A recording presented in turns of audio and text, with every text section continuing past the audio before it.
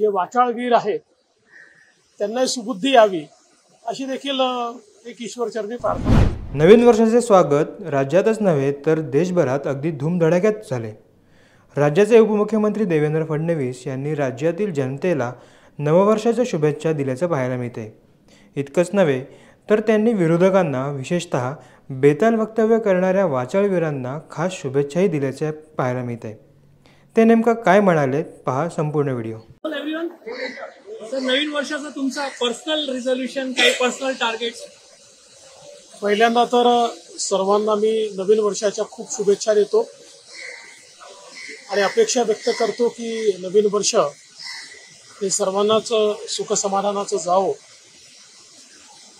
खरं म्हणजे ज्या जनतेच्या अपेक्षा आहेत त्याच आमच्या देखील अपेक्षा असतात। त्यामुळे नवीन वर्षामध्ये ज्या काही लोकांच्या आशा आकांक्षा अपेक्षा आहेत त्या पूर्ण करता याव्यात एवढीच मला असं वाटतं की ईश्वरचरणी प्रार्थना आहे। आणि नवीन वर्षाच्या निमित्ताने जे वाचाळवीर आहेत त्यांना सुबुद्धी यावी अशी देखील एक ईश्वरचरणी प्रार्थना आहे। नवीन वर्ष